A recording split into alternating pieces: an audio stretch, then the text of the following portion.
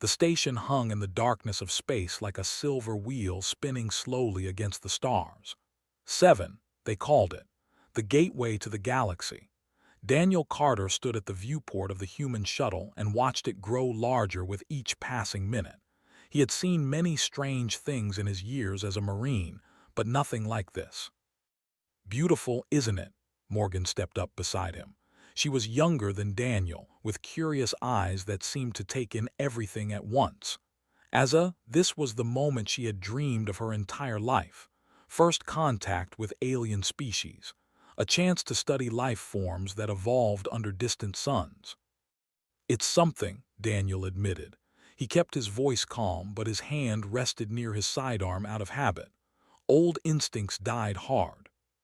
Behind them, Ambassador reviewed his notes for the 100th time.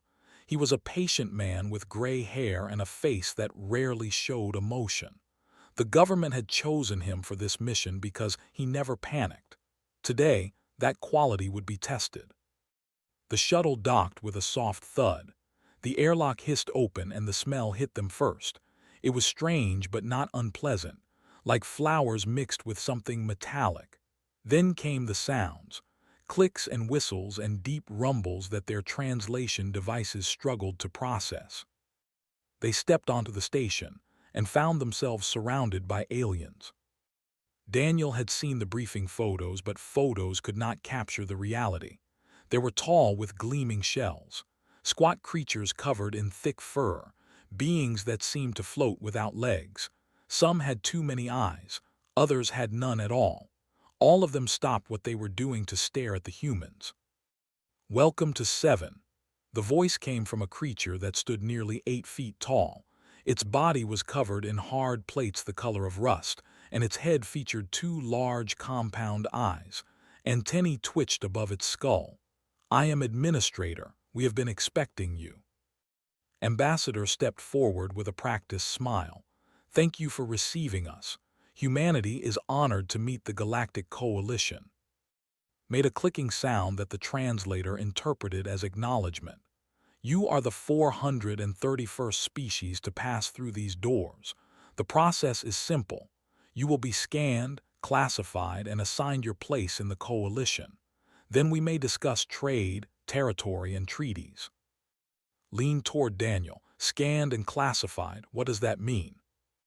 Daniel shook his head. He didn't like the sound of it either. Led them through winding corridors filled with alien activity. Workers moved cargo. Officials argued in languages that sounded like music or thunder. Screens displayed star maps marking thousands of inhabited worlds. The Coalition was old. Humans were very, very new. They arrived at a circular chamber dominated by a machine that looked like a ring of light suspended in the air. Dozens of aliens had gathered to watch. Some held devices that might have been cameras. Others simply stared with expressions impossible to read. "The scanner will analyze your species," explained. "It measures genetic potential, cognitive range, physical capability, and psychological patterns. Every species has limits. The scanner finds those limits and assigns an appropriate classification. Labor class, diplomatic auxiliary, scientific contributor, military asset. There are many categories." Ambassador nodded slowly. "And if we refuse?" Antennae went still. "No species has ever refused. The scan is harmless. It simply tells us what you are." Daniel felt the weight of those words. What you are. As if a person could be reduced to a number on a screen. "We'll cooperate," said. He glanced at his team. "Daniel, you first." Daniel wanted to argue, but he understood. If anything went wrong, the ambassador needed to know before he stepped into that ring himself. He walked forward and stood beneath the hovering light. The machine hummed to life. Blue light washed over him, warm and tingling. He felt it pass through his skin, his muscles, his bones. It touched something deeper too. His memories flickered. His emotions stirred. Then it was over. The display screen beside the ring lit up with alien symbols. The translation appeared a moment later. "Warning, warning, warning. Classification error. Parameters exceeded. Contradictory readings detected. Threat assessment undefined. Cognitive ceiling not found. Physical limits abnormal recovery markers. Psychological profile incompatible datasets. The screen flashed red, deep angry red. Final classification. Do not classify. Refer to High Council immediately. The chamber fell silent. Every alien in the room had frozen. His compound eyes reflected the red glow of the screen. His antennae trembled violently. "That's impossible," someone whispered. "The scanner doesn't fail." Daniel stepped back from the ring, his heart pounding. What does that mean? What just happened? Didn't answer. He pressed a device on his wrist and spoke rapidly in his native tongue. Within seconds, armed guards poured into the chamber. They carried weapons that hummed with energy, and they pointed those weapons at the humans. Grabbed Daniel's arm. "This is wrong, we didn't do anything." Ambassador raised his hand slowly, showing he held no weapon. "Administrator, please explain. We came in peace. We submitted to your scan willingly." Finally turned to face them. For the first time, Daniel saw something in those alien eyes that looked almost like fear. "In 12,000 years," said, "the scanner has processed over 4,000 species. Every single one received a classification. Every single one had limits we could measure and understand, limits we could predict." He paused, his voice dropping lower. "Your species has none. You cannot be measured. You cannot be predicted. You are undefined." "And that's a crime," Daniel demanded. "It is not a crime." Moved closer, guards parting to let him pass. "It is a danger. The last time the scanner failed to classify a species, it was 10,000 years ago. We called them they were brilliant, creative, unpredictable." He stopped directly in front of Daniel. "They nearly destroyed the galaxy. We had to exterminate them to survive." The words hung in the air like poison. His voice was barely a whisper. "You killed an entire species because you couldn't classify them. We did what was necessary," straightened, "and now we must decide what to do with you." The guards moved closer. Ambassador remained calm, but Daniel could see the tension in his jaw. They were surrounded and very far from home. Studied them for a long moment. His antennae slowly stilled. "What are you people?" he asked quietly. "What are you really?" Daniel met his gaze without flinching. He thought of Earth. He thought of everything humanity had survived. Wars, plagues, disasters that should have ended them. They were still here. "We're human," he said simply, "and we don't break easy." The administrator made no response. He simply turned and walked away, leaving the humans standing in a ring of guards and red light, waiting to learn if they would live or die. The journey to Prime took 3 days. The humans traveled not as honored guests but as prisoners under watch. Their ship was escorted by 4 coalition warships, each one large enough to destroy a city. Daniel spent most of the trip staring out the window at those massive vessels, thinking about how small humanity really was in this vast galaxy. Barely slept. She spent her hours reading everything the Coalition database would allow her to access. Most files about unclassifiable species were restricted, blocked by security codes she couldn't break. But she found enough fragments to piece together a troubling picture. "They're terrified of us," she told Daniel on the second night. "Not because we're dangerous right now, because they can't predict what we might become." "That's a strange thing to fear," Daniel said. "Not to them," pulled up a star map on her tablet. "The Coalition has existed for 12,000 years.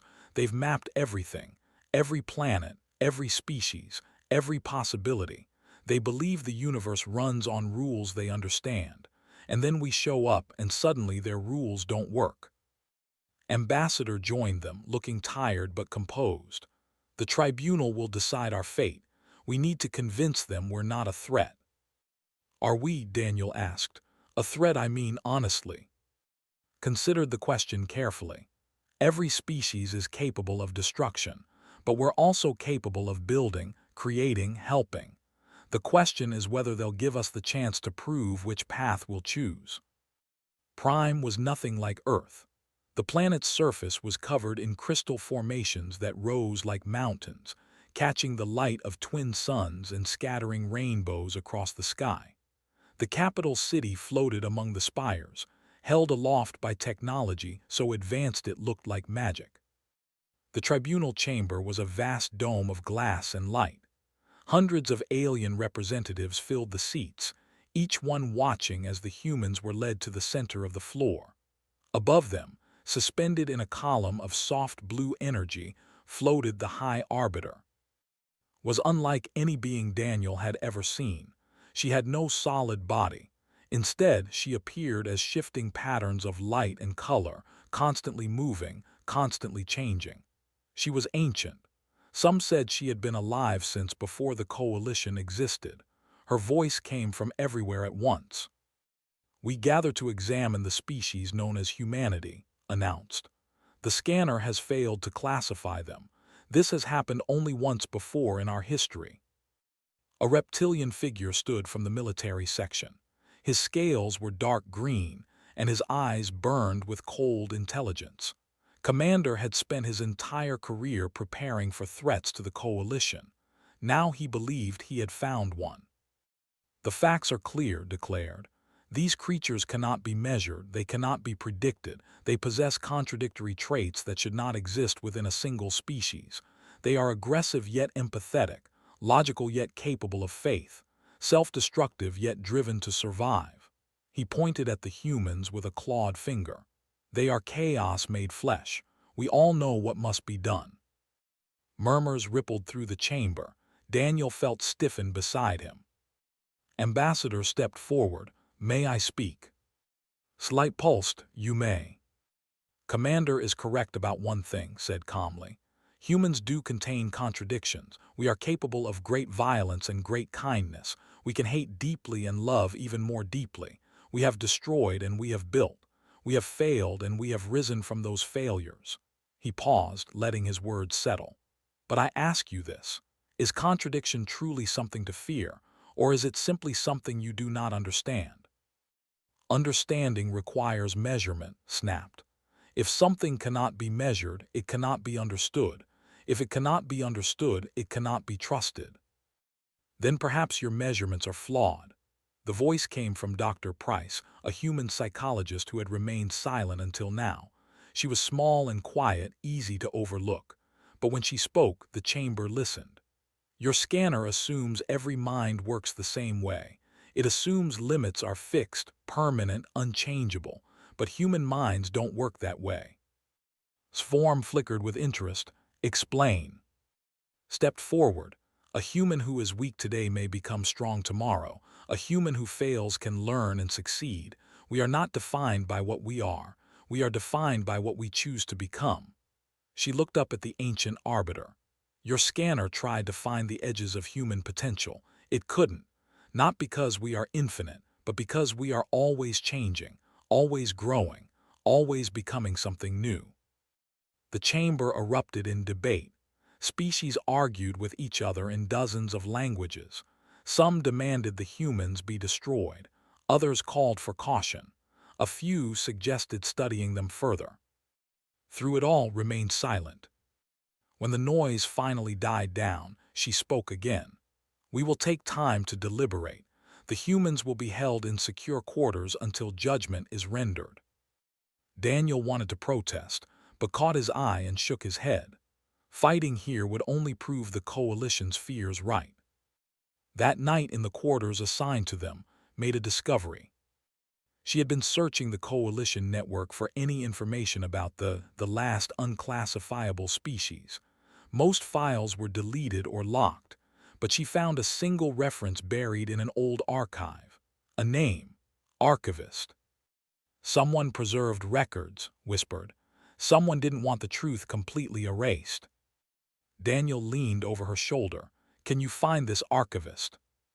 "Maybe, but if we get caught accessing restricted files, they'll have another reason to execute us." "We're already facing execution." Daniel met her eyes. "At least this way, we'll know what we're really up against." nodded slowly. Her fingers moved across the tablet, searching, digging, hunting for secrets the Coalition wanted to keep buried. 3 hours later, she found an address. The archivist was real, and according to the records, he was still alive. Daniel looked at the information on the screen. They had no weapons, no allies, no idea if they could even leave their quarters without being caught, but they had something else. They had the one thing the Coalition couldn't measure. They had hope. "We go tonight," he said. Saved the address and cleared her search history. Outside their window, the crystal spires of Prime glowed in the darkness. Somewhere in this alien city, an old keeper of secrets was waiting. And somewhere out in the void, a fleet was preparing for war. The humans didn't know it yet, but their time was running out. The tunnels beneath Prime were old, older than the floating city above, older than the Coalition itself. Daniel and moved through the darkness with only a small light to guide them, following the coordinates had found. Escaping their quarters had been easier than expected. The Coalition guards were watching for threats from outside. They never imagined their prisoners would be foolish enough to wander into the ancient underground. "How much further?" Daniel whispered. Checked her tablet. "Close another 100 meters. The tunnel opened into a chamber filled with strange objects, sculptures made of materials that shifted color when viewed from different angles, books written in languages that had been dead for, machines that hummed with purposes long forgotten. In the center of it all sat a small creature. Archivist looked like an owl crossed with something else entirely. Large golden eyes dominated a round face covered in soft gray feathers. His body was barely 3 feet tall, but his eyes held the weight of centuries. "I wondered when your kind would find me," said. His voice was gentle, almost sad. "I have been watching since you arrived. You are not what they think you are." Daniel kept his guard up. "What do they think we are?" "Monsters," blinked slowly. "The Coalition fears what it cannot control, and you, dear humans, are the most uncontrollable thing they have encountered in 10,000 years." Stepped forward. You kept records about them. You know what really happened." Was silent for a long moment. Then he rose from his seat and shuffled toward a shelf filled with crystal tablets. He selected one and placed it on a table. Light flickered from its surface, projecting images into the air. They appeared. They were beautiful, tall, graceful beings with skin that seemed to glow from within. Their cities were works of art. Their ships explored the farthest reaches of the galaxy. They created music, poetry, and technology that the Coalition still used today. "They were wonderful," said quietly, "and they were dangerous, not because they wanted to harm others, but because they could not be predicted. They acted on emotion as much as logic. They changed their minds. They broke their own rules. The Coalition could not understand them." The images shifted. Now they showed war. Coalition fleets surrounded worlds. Weapons fired, cities burned, millions died. The Coalition decided that unpredictable species were too risky to allow, continued. They voted for extermination. It took 50 years, but they hunted the to extinction. Every man, every woman, every child. His golden eyes glistened. "I was young then. I saw the final battle. I watched the last ship burn in the sky above and I swore I would never forget what we did. Felt sick. They killed them all just because they couldn't be classified. They told themselves it was necessary. They told themselves they would have destroyed the galaxy if allowed to live. Turned to face them directly. The scanner was created after the war. Its purpose was to ensure no species like the would ever rise again. Any species that could not be classified would be identified and dealt with before they became a threat." Daniel's hands clenched into fists. "And now they want to do the same thing to us." "Some do. Commander has already contacted the military council. A fleet is gathering near your solar system. They are waiting for the tribunal's decision, but is not a patient creature. If the vote goes against him, he may act on his own." How long do we have? Asked. 72 hours, perhaps less. The number hit Daniel like a punch to the gut. 72 hours. Back on Earth, people were going about their lives, working, laughing, dreaming about the future. They had no idea that a fleet was preparing to wipe them out. We have to warn them, he said. Your communications are blocked, replied. The Coalition controls all signals leaving this planet. Any message you send will be intercepted. Then we need to find another way. Daniel looked at. Can we reach Lieutenant Dalton on the Endeavor? Thought quickly. The Endeavor was the human ship that had brought them to Coalition space. Lieutenant Chris Dalton was its pilot, a young man with quick reflexes and a reputation for creative problem-solving. He was supposed to stay in orbit around the station at 7, waiting for the delegation's return. Maybe, she said, if we can get to a communications array outside Coalition monitoring, but that means leaving the city. I can help with that. Moved to another shelf and retrieved a small device. This will mask your life signs from their sensors. You will appear as native creatures rather than humans, but it will only work for a few hours. Daniel took the device. Why are you helping us? You're part of the Coalition. His feathers ruffled. I am part of the Coalition, but I am also the keeper of truth. I watched my people commit genocide and call it justice. I will not watch it happen again. He placed a gentle hand on his arm. Your species is not perfect. You have done terrible things in your history, but you have also done wonderful things. You contain multitudes. That is not a flaw. That is what makes you alive. Felt tears forming in her eyes. Thank you. Do not thank me yet. Thank me when your species survives. They left the chamber with the device activated, moving through tunnels that led to the surface outside the city limits. The crystal spires glowed in the distance behind them. Above, unfamiliar stars filled the sky. Daniel pulled out his communicator and boosted its signal. Static filled the air. Then faintly, a voice broke through. This is Lieutenant Dalton aboard the Endeavor. Who is this? Chris, it's Daniel Carter. Listen carefully, we don't have much time. He told Dalton everything, the scanner failure, the tribunal, the approaching fleet. As he spoke, he watched his face grow more determined. Fear was there too, but she pushed it down. That was the human way. Feel the fear and keep moving anyway. When Daniel finished, there was silence on the line. Then Dalton spoke. I'm relaying this to Earth immediately. Admiral needs to know. They'll try to stop the transmission, said. Let them try. Dalton's voice was hard. The Endeavor isn't fast, but she's got some tricks.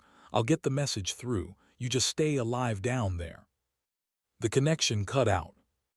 Daniel and stood alone beneath alien stars, hunted by an empire that feared what it couldn't understand. But Earth would know, Earth would prepare.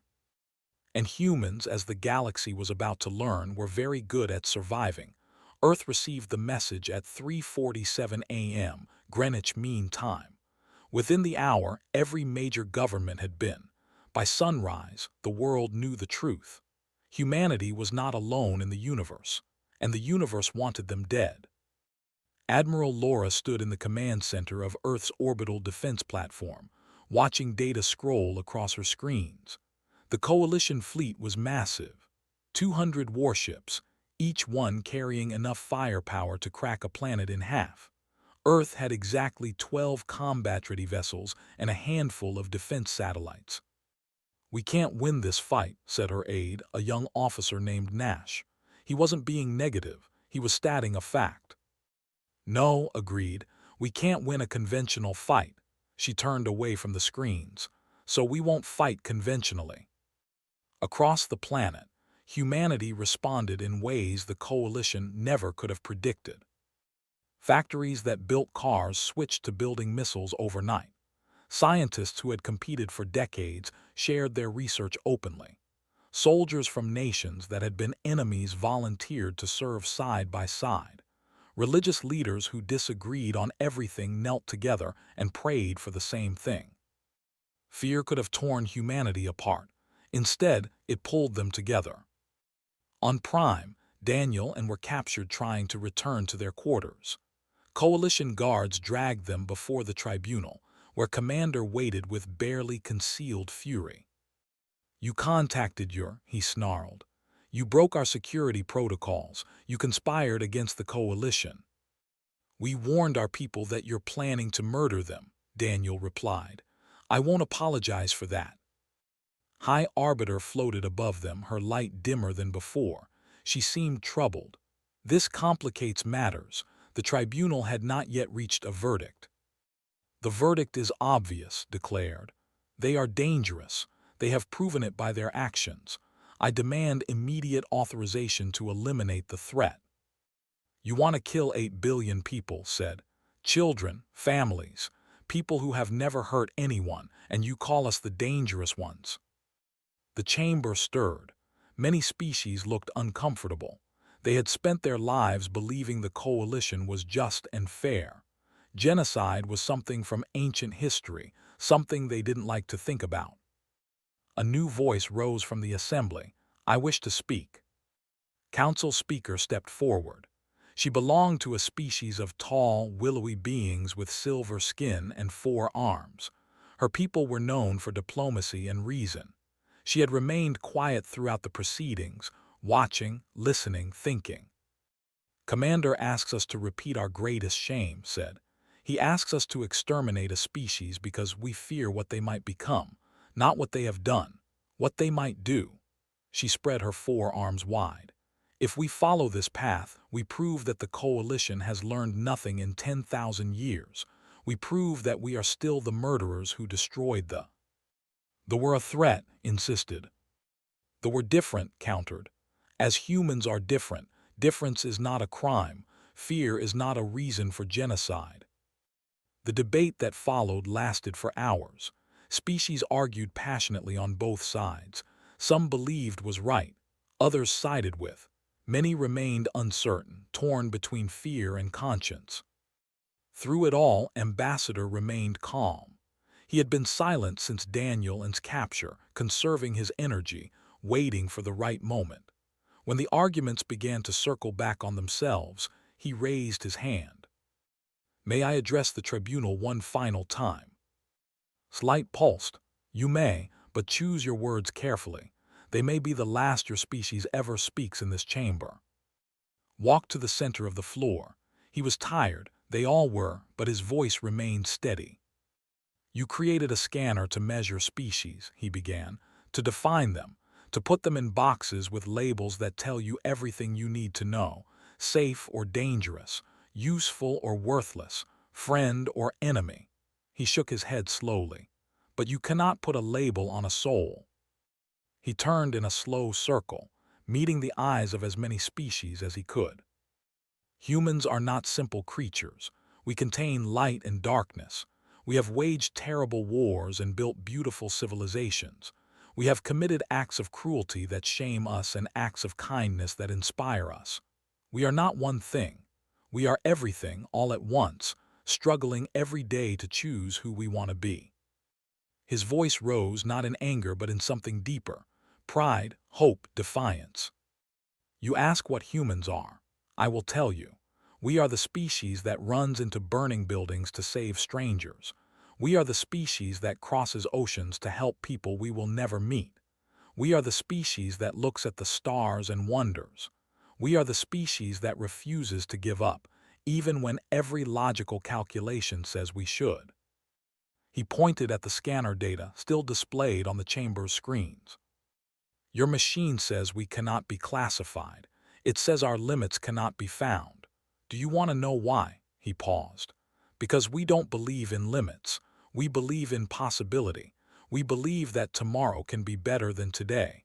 We believe that even the worst among us can change and become something good." He turned to face directly. "You can destroy us. You have the power, but you cannot destroy what we represent: hope, change, the belief that the universe is not a prison of fixed categories but a garden of infinite potential." His voice softened. "We are not your enemies. We never were. We are simply something new, and something new does not have to be something feared." The chamber fell absolutely silent. Even had no response. For a long moment nothing moved. Then's light began to shift. Colors flowed through her form that no one had seen before. When she spoke, her voice carried weight that pressed against the walls. I have lived for 6,000 years. I have seen empires rise and fall. I have watched species destroy themselves and save themselves. I believed I had seen everything. Her light focused on the humans. I was wrong. She rose higher, addressing the entire assembly. Perhaps we have been asking the wrong question. We asked what humans are. We should have asked what they could become. And perhaps more importantly, we should ask what we might become if we give them the chance to teach us. The words hung in the air like a promise. Or a prayer. Daniel reached out and took his hand. Whatever happened next, they had done everything they could. Now the choice belonged to the galaxy. The vote was called at midnight prime time. 430 species had representatives in the chamber. Each one would cast a single vote. The fate of humanity rested on a simple majority. Daniel watched from the floor, his heart beating so hard he could feel it in his throat. Stood beside him, her hand still in his. Ambassador remained perfectly still, his face unreadable. Only his eyes betrayed the tension beneath the surface. High Arbiter presided over the proceedings. Her light had grown brighter since her speech, as if something had awakened inside her. She called the vote with a voice that echoed through the chamber like a bell. All those in favor of classifying humanity as a threat and authorizing military action, signal now. Lights appeared across the chamber, red lights. Daniel counted them as they flickered on, 87, 94, 112. The count slowed, 131, 142. Then it stopped. 153 votes in favor of destruction. Commander stood. His faction had voted strongly. All those opposed to military action and in favor of creating a new classification for humanity, signal now. Green lights began to appear, slowly at first, then faster. Daniel stopped counting at 100. The lights kept coming, 200, 250. The chamber was filling with green. When the count finished, 277 species had voted to spare humanity. The chamber erupted. Some cheered. Others shouted in anger, slammed his fist against his seat and stormed out without speaking. His military allies followed close behind. But they were the minority. The vote had spoken. Raised her voice above the chaos. The tribunal has decided. Humanity will not be classified as a threat. Instead, we will create a new category in our records. We will call it emergent potential. Species in this category are recognized as beyond prediction. They will be observed but not restricted. They will be given the chance to prove themselves through their actions, not their genetics. She turned to the humans. You are the first species to receive this classification since the scanner was created. Use this gift wisely. The galaxy will be watching. Daniel felt's grip tighten on his hand. They had done it. Against all odds, they had survived. Ambassador finally allowed himself a small smile. Thank you, High Arbiter. Humanity will not forget this. See that you do not, Slight flickered, and see that you do not make us regret it. The coalition fleet stood down. Messages of the tribunal's decision spread across the galaxy at faster-than-light speed. On Earth, people who had been preparing for war instead found themselves preparing for peace. Admiral watched the alien warships withdraw from her command center. Nash stood beside her, looking exhausted but relieved. What happens now? He asked. Now, leaned back in her chair. Now we prove we deserve the chance they've given us. 1 year later, the galaxy looked different. Human ships traveled freely between coalition worlds. Trade agreements opened markets that had never existed before. Human music played in alien cities. Alien art hung in human museums. The boundaries between species grew thinner every day. Morgan led the first joint human-alien research expedition. Her team included scientists from 12 different species, all working together to solve problems no single species could tackle alone. She still thought about those early days sometimes. The fear, the uncertainty, the moment when everything could have ended, but mostly she thought about what came next, the possibilities. Daniel Carter surprised everyone, including himself. The coalition asked him to train their peacekeepers in human conflict resolution. They wanted to understand how humans could be so good at fighting and so good at making peace. Daniel taught them that the two skills were not opposites. They came from the same place, a fierce love for life and a willingness to protect it by any means necessary. Ambassador retired after the first year. He had accomplished more than he ever expected. A new generation of diplomats took his place, young men and women who had grown up knowing they were part of something larger than any single planet. Archivist continued his work in the tunnels beneath Prime, but now he had visitors. Students from across the galaxy came to learn the true history of the Coalition, including the dark chapters. Believed that remembering the past was the only way to avoid repeating it. The humans agreed. Council Speaker became one of humanity's strongest allies. She saw in them a reflection of her own species' early days, before they became part of the Coalition's careful order. She argued that humans could help the galaxy remember what it meant to be young and full of wonder. Even some of supporters changed their minds over time. Not all of them. Some still believed humanity was a threat waiting to happen, but their numbers shrank with each passing year. In the final weeks of that first year, a young alien child stood before the scanner on 7. Her parents watched nervously as the machine hummed and processed her biological data. The display lit up with standard readings: physical capability, average; cognitive potential, high; psychological profile, stable; classification, scientific contributor. Her parents relaxed. Their daughter had passed. She was normal, predictable, safe. Nearby, a human exchange student named Grace watched the ceremony with a small smile on her face.